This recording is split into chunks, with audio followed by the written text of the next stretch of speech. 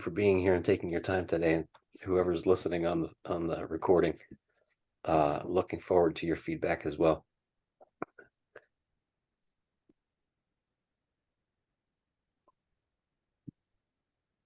One of the beautiful things that's been happening this week for me is hearing other people talk about the evolution of their own personal understanding. And in the previous session, we were just talking about letting go of the previous versions of ourselves and looking for new ways to stop the addiction of Tom, right? Stop the addiction of my understanding of things, as workable or unworkable as it is. And what would it be like to have a nuclear detonation of all of our habits? So we're going to talk about ecosystem today, and we're going to talk about the momentum of habit. And I so appreciate known faces and unknown faces, so feel free to bring your faces if you're not on camera already. Part of what we are doing here today is dismantling the idea that there is more than one of us. Somebody said that yesterday. There is one of us. And today it's got a particular, so far, 9-person harmony to it.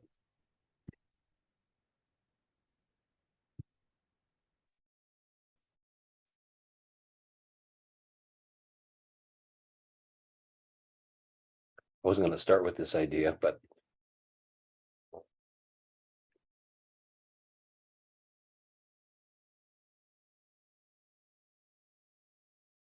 given the challenging times we're in, what we're going to do is find a common ground here today.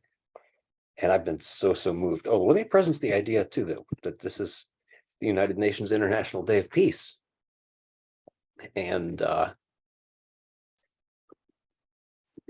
in fact, in many sessions today, people have been taking a moment of silence. So let's each give ourselves a moment of silence together as the one of us.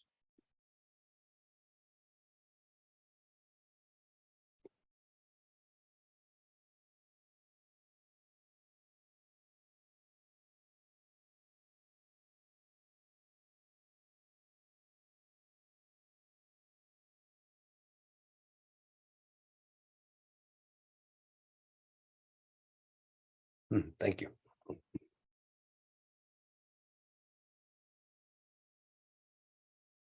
And it's also arguably the most balanced day of the year here at equinox, autumnal equinox here in the northern half of the world, vernal equinox down in the southern half. And so it presents ideas of happiness, balance, and how the trauma itself, the thing that we think is going to knock us off balance, right? Bringing peace through unity, bringing mental clarity, which is a reflection of physical clarity, really is our goal. We're stepping into a place where it's not about building the proper body and having it be that for the rest of the forever. It's about how do you come back to center to regenerate the body. And we're constantly, if we're in interface, we're going to look at different ways to be in sacred interface today. And I wanted to presence, Peace Week is the end of 99 days of peace through unity here over the course of that began with World Unity Week. And I wanted to presence what I had used as a context last summer. And we are always being asked to newly regenerate. How do we create a mind body that's metabolically flexible enough to feed soul and body politic? So talk about surrendering self, right? And letting go of momentum and habits and whatnot. My cognitive education / imprisonment came to the point where I was focused, and successfully so, on the physical. And even though I knew there was mental game and a spiritual game. I was trained into the physical body itself, which is almost meaningless at this point. How do we create a mind body or look at different gut brain phenomena today that's metabolically flexible? And where I can be that kind of, oh yeah, wow, I can handle this. I can come back to center. I can handle the truth. And then bring a regeneration, right? Bring a creative, compassionate, loving, and even thriving space to what most people would maybe look at and say, that's devastating. And healthy people handle ugliness, right? Healthy people handle ugly assault of all kinds. And I want to, we've all certainly been through plenty. You can pick the one that is on your heart today. And I want to honor everybody for being with that, whatever that is that you're being with. And this too shall pass. Not in a, this too shall pass, I'm going away, and I'll forget about it forever. No, this too shall pass, meaning if I bring a metabolically healthy and flexible soul to this, I get to, just like I let go of the previous physical version of myself, I get to let go in a very constructing and loving kind of sending our kids off to college kind of a way. So it's an interesting idea. And when we talk about food as leadership, we're going to presence the idea that it's a mandatory, it is mandatory that the poisoning of the individual end for the purposes of that individual being able to bring any kind of something to the body politic. Why? In search of workable sweet spots. And this is why what we're really doing is navigating a place where we are naturally and easily willing to welcome the next better versions of us. When we're in a space of chronic inflammation, we don't want the next best version. We just want the version that we have right now to restore itself to yesterday's version. And that's not courage. That might be sanity. But that's when we're talking about metabolic courage, we're talking about real regeneration. So we talk often about letting go of the trash, what's working, what's not working. And just as I regenerate 300 to 500 billion cells per day, I also surrender 300 to 500 billion cells per day. And what comes off the plate of my body's damage and unworkability holographically becomes the permission to spiritually take off the things off our plate and emotionally take the things off our plate that we're carrying that really weren't doing us any good anyway, right? And since we're talking about indigenous, this is an ecosystem conversation. So many beautiful messages all week about getting back to Mama Earth. And we can look at current traditions, of course, and we can realize that most of the way we started poisoning ourselves several hundred years ago really was a removal. It wasn't a known intentional toxin that we decided to pour in our bodies, not at first at least. It was the removal in the name of convenience of our feet on the ground and our hands in the dirt, and a removal of ourselves from Mother Nature. So it's time to get back, and that's what we're doing here. This whole 99 days is the sacred inner being. How do we interface with we'll focus on food, but really the bigger metaphors today are, how do I be with this thing so that in any circumstances, I can bring myself, right? I can bring my very best, and each of us here is just such a beautiful contribution. There is one of us. There is only one of us.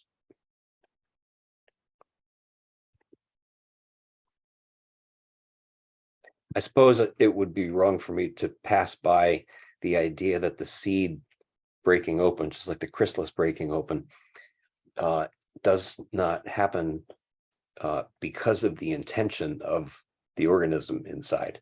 It happens in collaboration. right? And we're going to look at gut linings today and how enzymes actually help a lot of what we think are the physical human machines of a transformation of chemicals. Doesn't happen without the bugs, and this also doesn't happen without the sacred interface. There's a lot. I can only speculate what happened here, right? But let's say the seed got there. Most of the ambassadorship, I'll throw this in because a lot of the remediation of our planet, when we're talking about petroleum residues and whatnot, the micro-remediation, the fungus, are the great ambassadors of a lot of the breakdown, because you can take petroleum products. Fungus is fantastic. The mycelia is fantastic because down there in the quote wood covering, they break down. I'll get the chemicals all wrong, but basically they break down the wood lignins and whatnot into carbon dioxide and water. And petroleum is close enough to wood, those wood molecules, those wood fibers, that a lot of the powerful cleanup offerings are because are fungal species. And so that's probably something like that probably happened here. That's as an aside. Let's celebrate the fungus and the mycelia, and we're here for root systems, right? We're here to all be a single organism. Humanity as organism thrives. So I wanted to present also the context from the beginning of World Unity Week. And again, these look like social narratives and social issues, but when we use these kinds of intercommunication and integral living dynamics, these are our hopes, right? But none of this happens without healthy individuals. If Martin Luther King was this, Gandhi was this, right? Cheryl Edmonds was this, Jen Belt was this, Barbara Lippincott was this, Hasina Patel was this, Mara Ava was this. Oh, Brent, nice to see you here. You were this the other day. In fact, I stole one of your slides, brother. Keep an eye open for yourself later in the day here. But let's use these as contexts. So I will talk about the nuts and bolts biochemistry of how to eat, but we're not going to really break that down today. We're going to talk about the bio-individualized nature of each of our interfaces. So we like to look at food on this call. By the way, this call, I'm lucky enough to roll this into Peace Week this week, but about 10 years ago, a friend of mine asked me if she could host me for a weekly presentation on gut brain. And I was just enough momentum of success, a couple of years into learning microbiome reconstruction and gut health. And I knew enough that I thought I wanted to share and learn, keep learning. And one of the things I've loved over the last 10 years of almost every Thursday at noon Eastern time is I get to learn something. This is you guys here are a gift to me, because I get to, not only do I get to do the research so I don't look like an idiot talking about whatever it is that I'm going to talk about, but I get to get feedback from everybody. So I'm not the only one talking here today. My mouth is the one moving right now. But we like to look at lots of different kinds of foods. And part of the way we've separated ourselves is going from hunter-gatherer, where we ate hundreds of species of different real food weekly, to a point in the modern diet where we're unfortunately incredibly fragile and a very narrow consumption menu. So this happens to be about high oxalate foods, and I wanted to, but these are all real. Anybody see any fake food here? This is food. It's real food. It's not to be demonized. It's not to be avoided.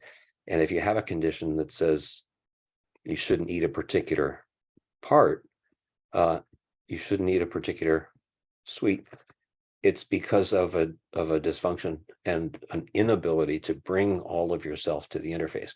which doesn't mean you should eat the food. If you have, right, where we have a fragility and we have an unfortunate sensitivity, but then the responsible part two of the question is, how did you get there in the first place? You didn't come out of mama like that, right? You didn't come out of mama with an insensitivity to chocolate or an apple allergy. Almost everything that we're calling chronic issues comes from the way we've poisoned ourselves and taken down our immune competence. So this is all about low oxalate or high oxalate foods, which is, again, it's taken the media by storm. It's fine. And but does anybody see anything fake here? This is food, right? Hopefully your potato chips aren't fried in highly processed oils, our canola oils and our sunflower oils. Unfortunately, were fine when they were on the ground, when they were part of Mother Nature, and then we highly processed, high heat, high temperature, and that molecule becomes something very different. So that lipid those are very dangerous. Anything that comes in plastic these days, and all of our processed oils, and almost anything we eat in a restaurant that's deep fried is in trouble. But homemade potato chips with real oils, go for it. Right, so these are real, and they're a challenge. This came from University of Virginia's nutrition department, and they suggest, so University of Virginia is no slouch in of a reputation, right? But this narrative is built around, how do you escape your inability to handle oxalates? How do you hide from the challenge, right? And one of the things I think unfortunate is sentences like this are allowed to persist without any kind of scrutiny. So they come to the conclusion oxalate's an end product of vitamin C, so avoid taking vitamin C. Does that mean you should avoid eating real foods too? So, and the reason they're recommending calcium here is proper removal of the oxalate. That's again the responsible part two of the question. Why do you have a body that's doesn't recognize oxalate, and the prudent removal of it, and healthy, thriving with plenty of mineral. When you have a serum and you have kidneys that are happy and ready to let go of the debris, and we have good lymphatic flow, then we have a body that can remove the trash, and we're in good shape. So I won't beat that into the ground anymore. But all of that said, in the world of each of us stepping into our sacred responsibility, right? And I wanted to just read this. And you can hear this in the world of food, and you can hear this in the world of, one of the things we want to contextualize always is the food is not just the stuff we chew and swallow. It's the stuff we consume when we take a deep breath. It's the stuff we consume when we look around and choose a channel, whether that be a channel on a broadcast or a channel on another biped, right? And it's the energies that we bathe in, and especially recently, unfortunately, the electromagnetic frequencies that we bathe in. So I'm going to read this. I'm going to take this. This is a one page, but I really wanted to presence this for everybody. And please also, I would love to hear any thoughts on this. So each of us steps in as a healthy being, ready for our first breath. I lift my heart and sacred inhale for to know the fullness of the blessings of my every moment today. I pray for truly faithful, hungry ears and relaxed, curious listening. I wish this for all beings, and I pray for the interest, passion, and courageous commitment to speak and share the insights that come with this awareness. I am grateful for the instructive shadows, and I pray that all beings navigate easily the rewards and the challenges of our day. Today is great, amazing, because of our eyes and open ears and our willingnesses to know the novel sensations of the divine. I am an almighty ambassador of the astounding. I pray to sip the serenities in grace, with space to surrender to the myriad eternal helper angels, messages all around me, suggesting my next first step, ever in brand new just thisness. I pray for the boundless peace of presence for myself and all beings, safely comforted at each new twist and turn to the event of the day. I pray to nourish myself and others with appropriate parcels of God's bounty and the earth's generosities. I pray to remember the quantum spaciousness of our universe. And I pray to remind myself that there is a little I in universe, and that my favorite roller coaster rides over universal peaks and valleys are the ones where we're all screaming and laughing together. I pray to know the feeling first, and then to allow the words and explanations and understandings from our holistic apprehensions. And I pray that we are all intrigued by what might be a surprise definition and scratch our heads together in inquiry, knowing the feeling of being blessed by inner light, granting our answers and solutions in perfect divine timing and perfect divine absolution. I am grateful for the countdowns of life, and I pray that we all handled the promised resolutions of all deadlines, knowing that even our anxieties about the upcoming days and moments in the hard times are part of the soup of God's love and assured resolutions. I pray for all beings to know this wonderful feeling simply of being empowered to begin the prayer. Grateful for the safety of the space to ask in written and spoken word. I pray gratefully for anybody reading this, and thank you for following your hearts and carrying the message to whomever needs it today, including ourselves. Peaceful mornings from here. I pray to know the yumminess of radiant request. I pray that all beings know even just a first blush of the feelings of divine reward and the feeling and redemption that comes from simply uttering thy will be done. I pray for love and the simplicity of recovery in each yes, please now moment.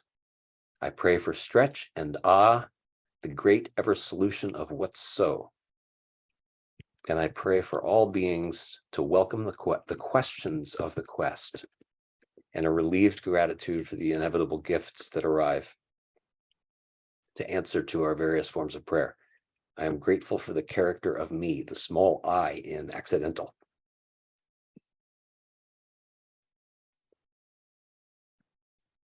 Thank you all for being with me for that. And this is one of my favorite playgrounds over the past couple of years, is living in the question mark, the idea of living in the question mark. And are we really going to be that courageous seed that steps in? And do we have the capacity to step into a place where we can live? The situation does not have to be prescribed, and the conditions around us do not have to be safe, right? In danger is the possibility. So that's the vibe, and I appreciate you all being with me for that. That meant a lot to me to be able to share that with you. And we're going to look at the physical body. Each of us is a reflection of all the different foods that we bathe in, yeah? And we're something way more than just corporeal reality. And putting ourselves in a place where we can sense our perceptions, this is the great game. And we're fond of thinking that that the skin is that our sense of touch is the reality of the situation. But there are a lot of transmission dynamics that go on in between our sense of getting poked in the ribs and the recoil. So that's the other reason we want a healthy physiology, is so we can handle what look like challenging situations and not run from them, but bring our best, just like we brought our best to the rock.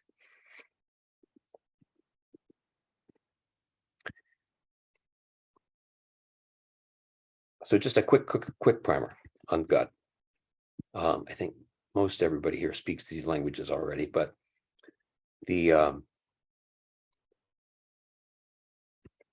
remember, the GI tract doesn't begin at the stomach; it begins at the lips, which is not on here. But there is a microbiome of the oral cavity as well, in the oropharynx. there's a microbiome of every part of our body. And so the stomach is supposed to be acid. We have about a 2.5 pH, and the right bugs grow in an acidic environment. If we artificially alter that environment, then the bugs that are supposed to be in there don't have a playground, and they have to go elsewhere. And then all of a sudden, the enzymatic prowess that I told you was dependent on bacteria, that relationship with bacteria, that prowess is diminished. So then all of a sudden, we're not doing in the stomach what we need to be doing. And then everything downstream is altered. So I won't go into this, but each area of the intestinal tract has a different pH, has a different acid-base balance, and each one is home for different creatures. Just like each of us walks around with different capacities to navigate particular ecosystems of the planet, right? And the part of me that lives in the desert, or the part of me that lives in the ocean, near the ocean side, or the part of me that lives in a Caribbean island. Remember, there's only one of us. The part of me that lives in other places that are challenged in different ways than I am look different thickness of skin, different rate of breathing. Since somebody mentioned the Rocky Mountains earlier, live at a high altitude, not the same. So that's enough of that. So we talk a lot about the gut brain. Let me talk about what happens down here in the large intestine. Part of the great deliverable of the large intestine. Why does the large intestine exist, and what's its contribution to the body? Branched chain fatty acids small chain fatty acids are elaborated in the colon. Our butyrate, our hydroxybutyrate, acetate, which are, just like I mentioned, the fungal ambassadorship, right? Fungus and we got fungal species in here as well. One of the things we one narrative we've let mature is that the word candida is a bad word, whether it be candidiasis of our vaginal tracts or candidiasis of our gastric. And if we kill the candida, you've just killed the ambassadorship. You've just killed essentially the United Nations that allows all the rest of the bacteria to do what they do. That micro-remediation dynamic that I mentioned earlier, the reason is not the fungus do what I pointed to with their chemical breakdown, but the real reason is they allow a brand new playground for new species of bacteria that also were decimated. And then all of a sudden, it's almost as if the bacteria realize, oh, it's safe here. The fungal species are around, that yes, there's mycelia here. This is a safe place to play. And same in the gut. Without candida,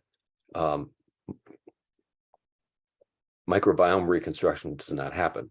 So the candida is incredibly important. What I wanted to say about the colon is the fatty acids, short chain fatty acids, are to the other fatty acid assimilation dynamics in the body what the fungal species are. So when we look at a cell membrane, it's a bilipid membrane, and part of our regenerative capacities based on the body's ability to make bioavailable at any tissue that needs repair lots of different fatty acids.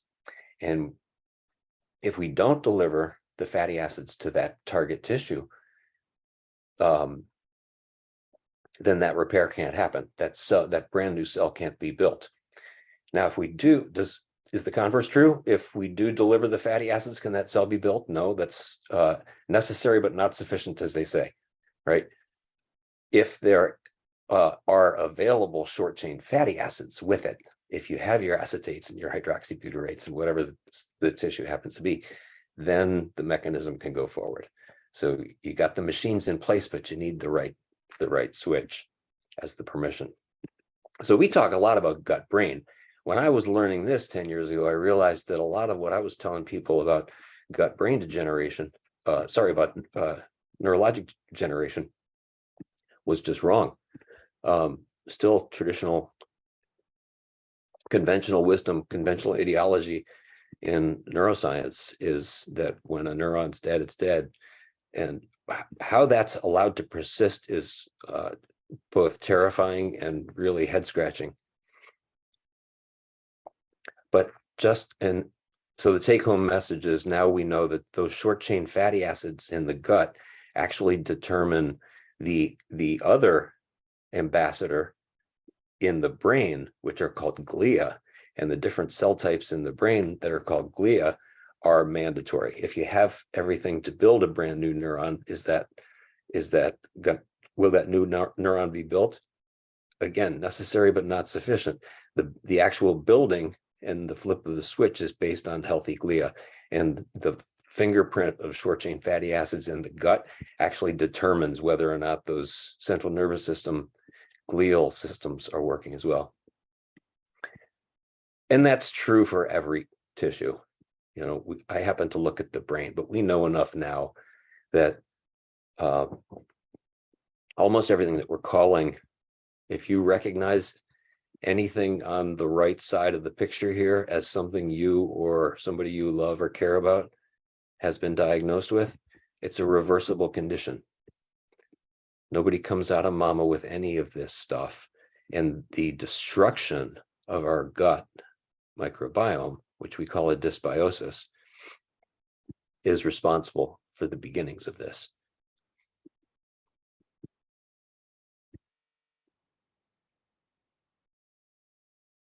So let's say liver issues. If you're an end-stage alcoholic, you need a liver transplant. Is it a bad idea? Well, most docs won't give practicing alcoholics a liver transplant anyway, but is it a good idea to get a new liver? Yeah, you better get a new liver. It does not take off the table the need to make the changes that went along with why did the liver start to degenerate in the first place, right? And same thing when we transplant any organ. It's wonderful that we have the modern science and the forward thinking, but if we do that without changing what's at the beginning of the conveyor belt, then that or a different pathology will appear, guaranteed. So that can happen with lots of things. It can happen with antibiotics, which unfortunately are in our foods. We've let that happen. It also can happen with antibiotics taken for a medical reason, and it can happen by changing the pH of any of these places where this United Nations of creatures can't exist healthy and happy. So in the world of bringing in a new vibe, I wanted to, this is a great exploration here, since I was talking about organ transplants. The vibe of the organ actually brings about the competence of the tissue. And if we're going to call ourselves humanity as organism, and there really is only going to be one of us, there's no such thing as a transplant of the organ called humanity, right? But we can play with the conditions, and we can look around and we can change the frequencies that we bathe in, and we can change the way we slaughter ourselves. If anybody wants this link, this is fascinating about how people actually go through personality changes and different cravings. They have different immunological profiles, different competences, different metabolic competence. They have dreams from the donor, et cetera, et cetera.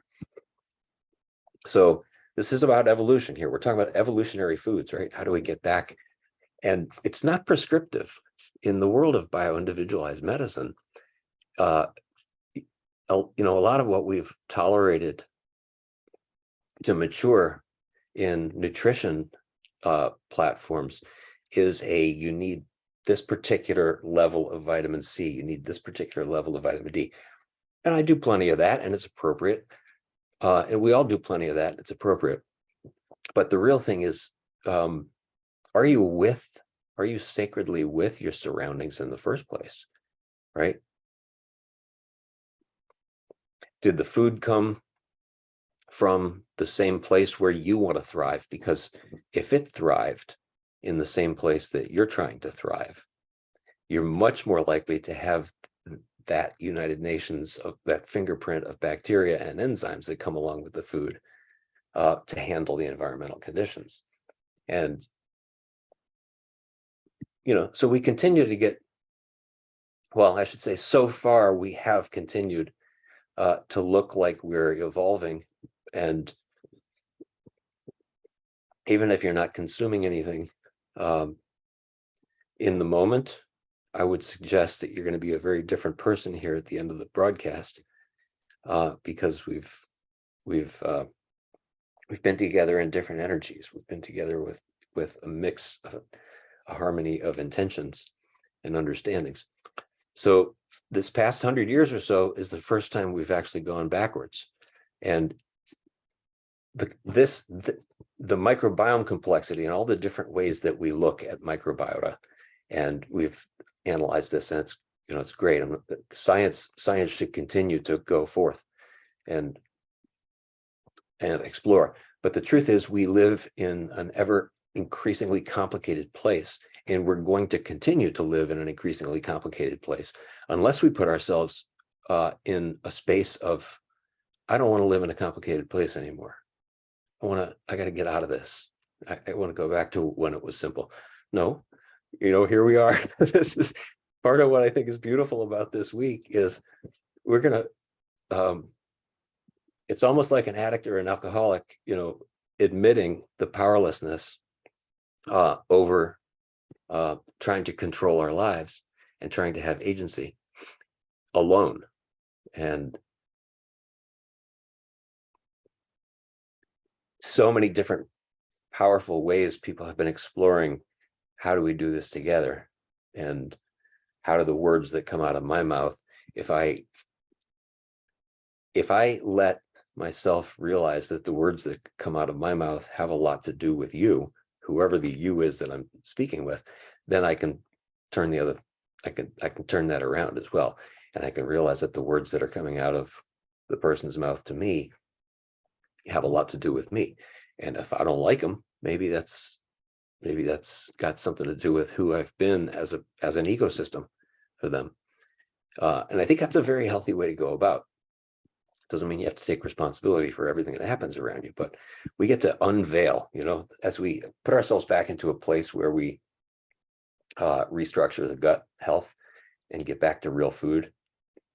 We get to unveil a lot of the dysbioses that have let these chronic pathologies happen. We talked about this a couple of weeks ago, but I wanted to re-presence it here. The first place that we have separated ourselves is by artificializing mama's milk. And I mentioned the GI tract begins at the mouth. One of the very first seedings of the oropharyngeal microbiota, the bacteria, is baby X saying hello to mama's breast, and all of a sudden the skin microbiome of the family is now beginning to inoculate the child. So we've seen a ton of stuff like this, and hopefully we see more. It's not in question anymore that babies who didn't come through the vaginal canal, because that's one way of taking the first, and actually it seeds the respiratory tract in addition to the GI tract. But if you didn't come through mama's bugs, and if you don't partake of mama's bugs, then you're not putting together that machine. So it's incredibly important, and we've seen a rise of C-sections. And by the way, it's not to demonize if for whatever reason baby X can't feed, or for whatever reason baby X didn't come through the vaginal canal, and emergency C-section had to happen. It doesn't mean this is going to happen. It just means this is increased risk. And so now that we know that these are at increased risk, let's work a little bit harder to rebuild the microbiome in ways, in some creative ways. Because this is what happens with first breath. This, I won't go into this, but the IgA, this is the immune competence. And if baby doesn't get to mama and doesn't partake of mama's reality, the IgA, which is the lining of the part of the lining of the mucus. So you've got the beginning of an autoimmune disease right there, simply by not saying hello. So I thought this is appropriate for the week as well, since we're looking at indigenous cultures here and whatnot, and we see a huge discrepancy between the modern world and the indigenous world. Indigenous peoples are healthy, right? That's what's been so fun this week, is just to see how they're physically healthy, of course, and they're also emotionally and tribally healthy, and they like living their life and dancing and celebrating, and they're able to pursue a spiritual life, right? Or they're able to pursue a richer life. So if anybody wants this, let me know. I can send links. But they actually had we focused on this a while back. They had Indigenous Milk Medicine Week that they've been doing for a couple of years.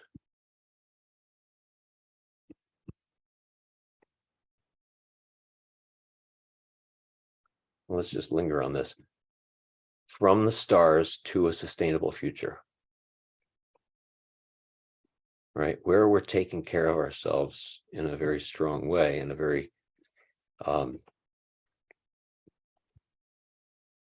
connected way. We have an opportunity.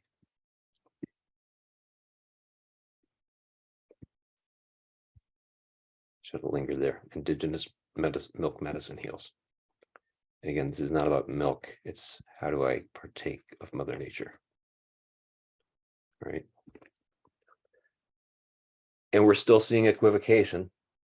This looks like a responsible, American Pregnancy Association looks like, wow, good news. Is breast milk a possible cure for cancer? Could breast milk be a possible cure for cancer? Where is the permitted truth? Breast milk is a cure for cancer, period. Is it sufficient? No, but is it right? We need to start seeing more declarative truth in our agencies, our associations, etc., that do not pose equivocating what passes for science. And I've said this many times, the phrase more evidence is necessary or more research is necessary is one of the most dangerous things that we can say when we actually know. And we oncogenic survey, the oncogenesis is the beginning. It has the same etiology as every other part of metabolic syndrome. And that list of things that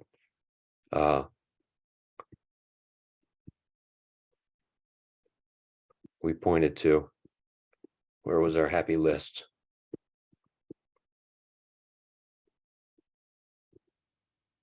Well, I'll get back to it.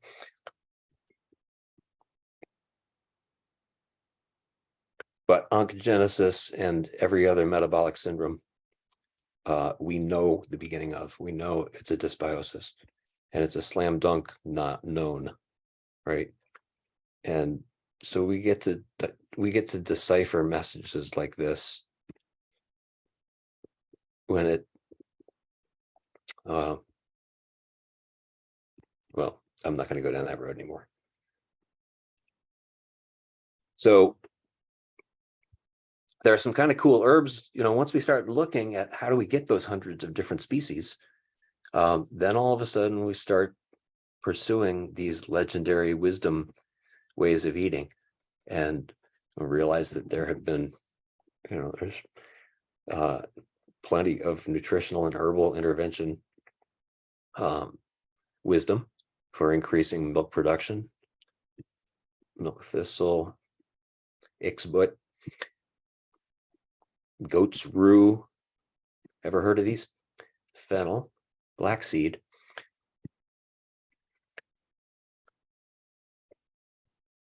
I would suggest that part of our new political restructuring, and part of that, how do I step forward into a new community and some really challenging dialogues that are coming, and how do we step forward to that, is the same that we step into new food. So challenge, each of us gets to challenge ourselves to go forth into foodstuffs that we maybe haven't eaten in a while, or maybe have never even heard of. And that way, little by little, we build this metabolic capacity, and then we build an emotional capacity, and then we build an ability to handle news that's been slaughtered upon us. And I've focused on the Frontline Critical Care Alliance before. This is important, and a lot of our ability to step into facing the challenging news. By the way, if anybody needs COVID resources, this is about the deepest first glimpse, Dr. Paul Merrick, and there are protocols here. There's one of the biggest libraries in the world, and you can get real news. So far, looks like they're fairly clean, talking about a real narrative. But even the real stuff, as scary as it is not being allowed. This happened over the summer, and it's amazing that this article ever made it to the Lancet in the first place. But 75%, 74% of autopsy cases in this particular study independently adjudicated as directly or significantly contributed to by COVID-19 vaccination, not COVID-19.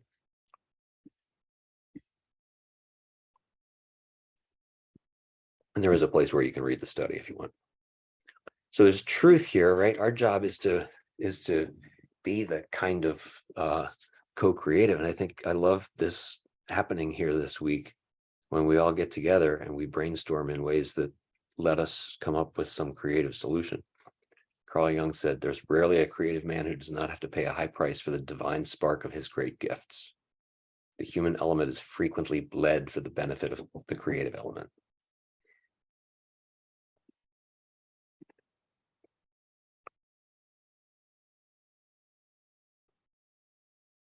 So the import of taking a nice deep breath, right? We give ourselves our deep breath and our mindfulness, and then, just like different things happen at different levels of the GI tract, we have different things happening at the various energetic levels of ourselves, and we get to root and ground in real.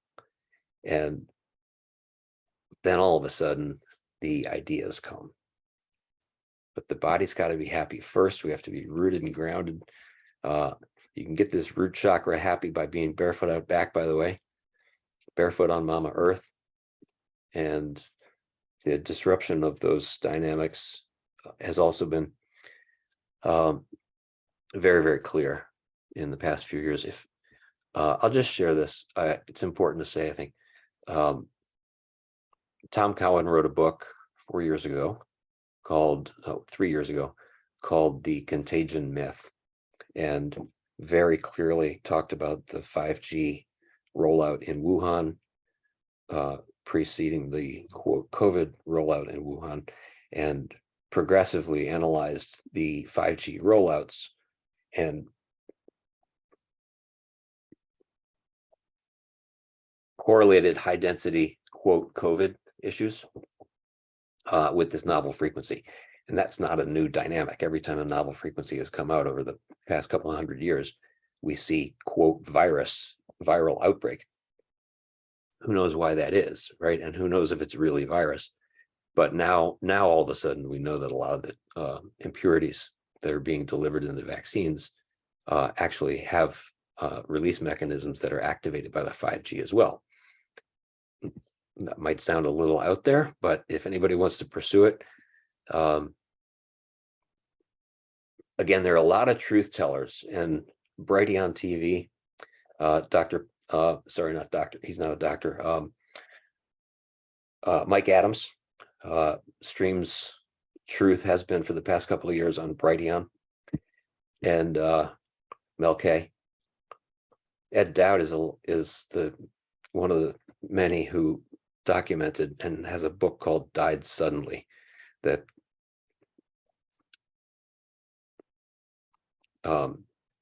categorized a lot of the unfortunate sudden deaths that we're seeing in athletes and active people, and quote, unexplained myocarditis. It's not unexplained anymore. Yeah.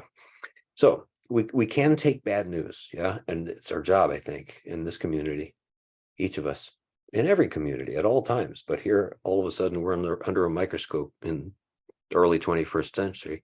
But what if that's the human condition, is handling ourselves in chaotic unfold, right? And this is Brent's great website, and I was going to steal his art and this together. Everyone achieves more. And if you didn't catch his broadcast earlier in the week, End Politics Now, Practical, Scalable, True Democracy. So that's on our that'll be on our video page. But this is what we're up to, and I never thought I was going to be in a place to be politically active, but the events over the past couple of years are giving us mandates, and it's we can't ignore anymore the message from the universe, right? We can't ignore the poke in the ribs and go hide in a safe space.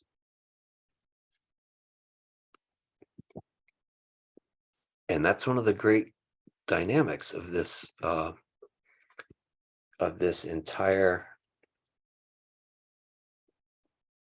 platform and ideology, is all the different ways that each of us is bringing a little bit of a dissection. And today is International Peace Day. I don't remember if I'd mentioned that on this broadcast or not, but this is the reason this week was put together.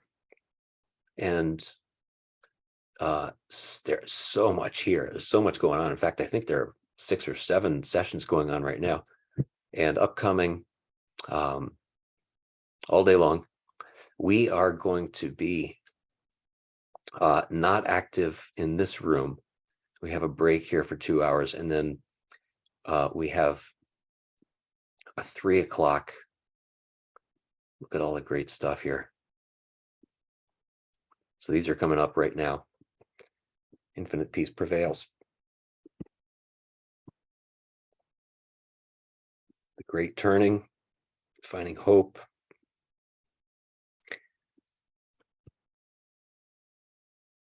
Connecting with the forest, connecting with real people, real earth, real life, connecting with our universe.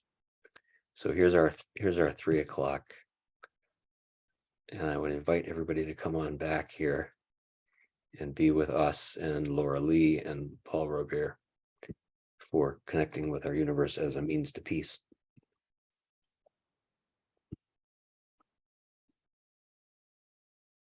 And let's see, when you have an allergy, ask yourself, I'm checking the chat here. Personal leadership. Thank you, everybody.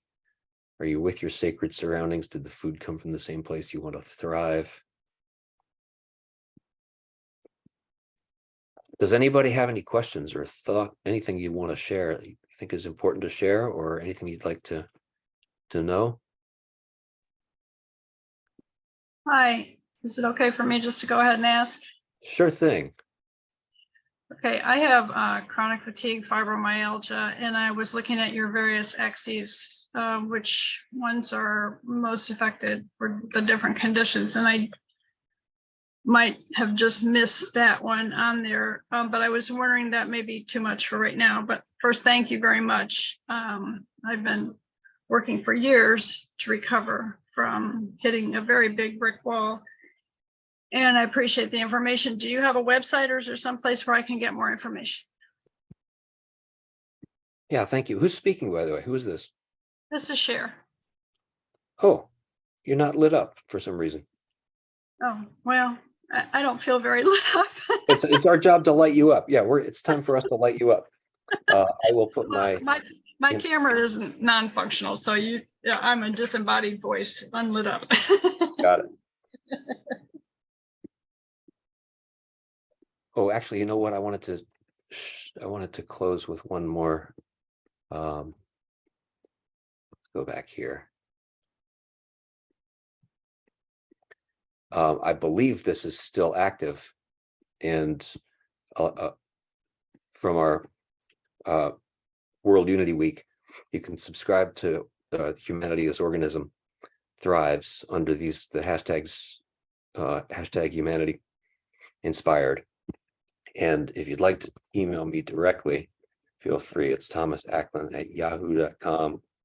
And my cell phone in America is 571-278-4326.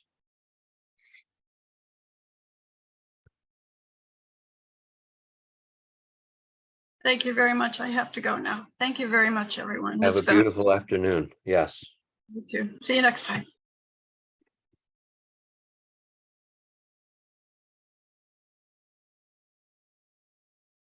Maybe this can be our closing thought.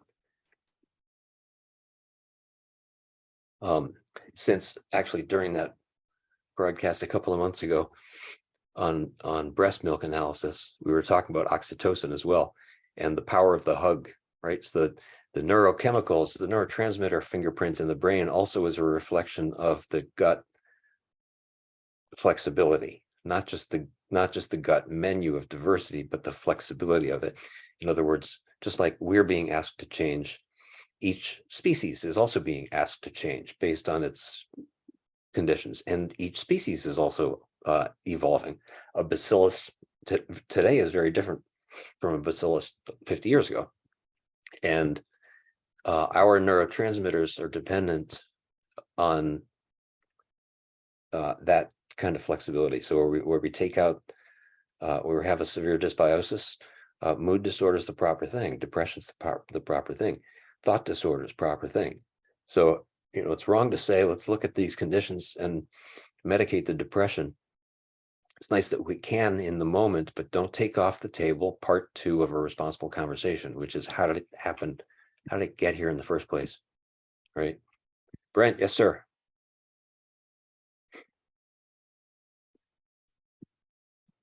Now, can you hear me? There you go. Yes. Yeah, I just wanted to support everything that you're saying, that my wife, fortunately, has studied nutrition all of her life. And about 17 years ago, she turned me into a mostly raw vegan.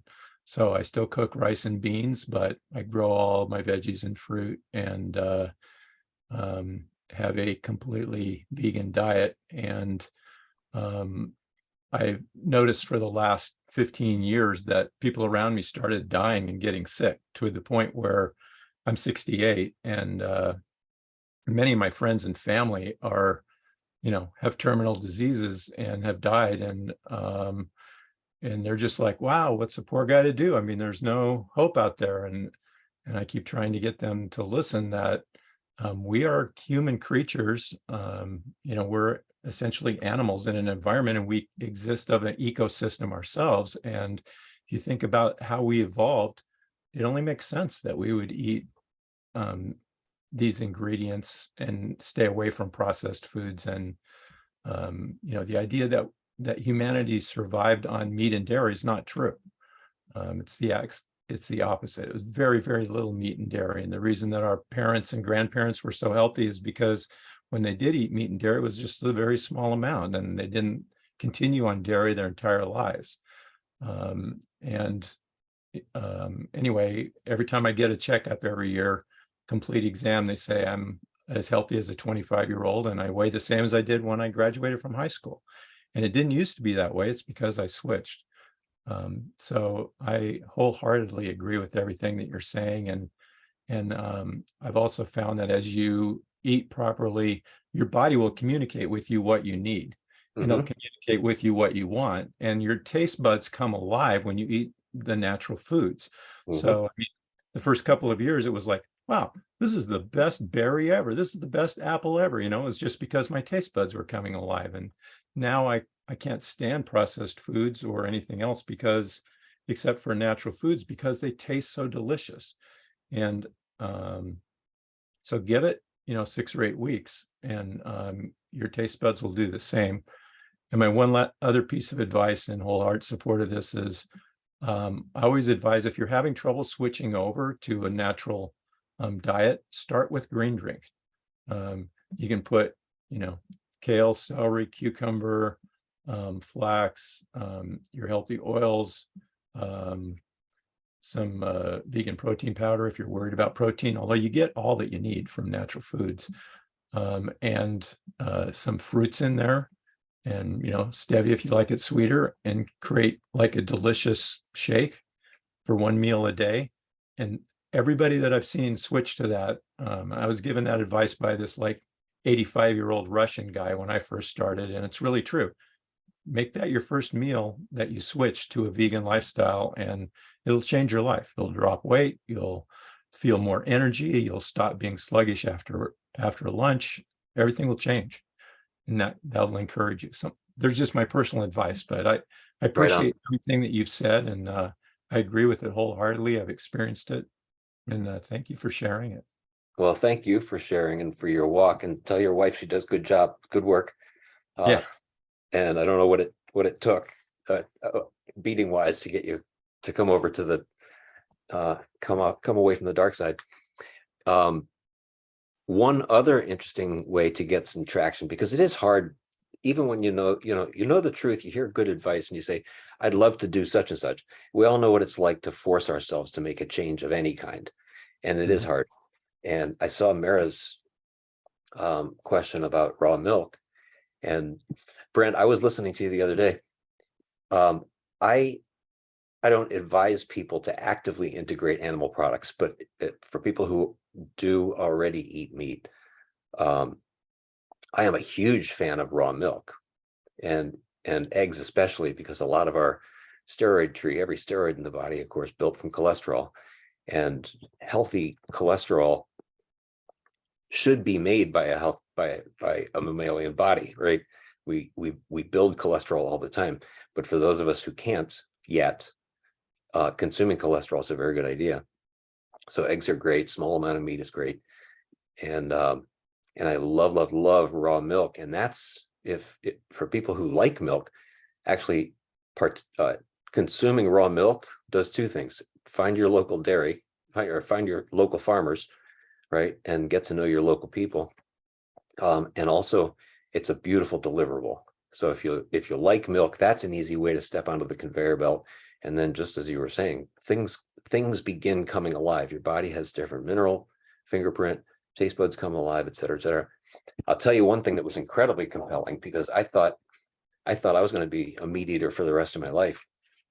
And your broadcast on the economic and the ethical, talk about a slaughtering fingerprint. Brent did a beautiful analysis of how it doesn't make sense from an ecosystem perspective. There's no way I could do justice to that, but that was incredibly compelling to me, is how much of the planet's resources we're wasting with this mass farming, and the energy that it takes to actually create animals, and then what to do with the animals that we don't use. That was fascinating. One other point that supports what you're saying, I think, that I was surprised in, is we're so much of medicine and science is mixed with business, right? So a lot of the information that we get is from somebody trying to sell us something, and even if it's just attention for what they're saying. So we've got this consumer mindset that was built after World War II, when the psychological warfare studies turned into our advertising industry, and started switching us to consumerism for business benefit. But the bottom line is that we have this mindset that, oh, if I need to get healthy, I need to eat this one thing and then I'm fixed, or I need to do this and then I'm fixed. And And so we've been taught that, oh, if we could just get a shake with all of these 542 ingredients in it that our body needs, then we would be healthy, right? That's all BS. I mean, our body manufactures this stuff out of the raw foods and out of the natural foods that we've been eating for hundreds of thousands of years that our bodies developed on, and converting it. Like I do eat healthy fats, in the form of flax, chia seed oil, other oils, pumpkin seed oil, and so forth. But I don't eat any dairy and everything, and yet my body does convert. And I hear you completely. If your body doesn't convert it, then you need it. But fortunately, my body's working, and without eating any of that stuff, I have extremely healthy cholesterol, like very low cholesterol, very good, healthy cholesterol, or very low, bad cholesterol, good, even though that's not supposed to be relevant anymore. I don't even worry about that stuff You don't want me anymore. to get on that bandbox, yeah. So Yeah, well, you just keep doing what you're doing. You're on the magic road. Yeah. Yeah, and it just makes sense, right? You eat what the body's eaten for hundreds of thousands of years, and it's going to work the way it's supposed to work. That's kind of the bottom line, I think. Amen. That's a great exclamation point. Thank you, thank you, thank you. Appreciate y'all being here. I think that's a great place to stop. Peaceful,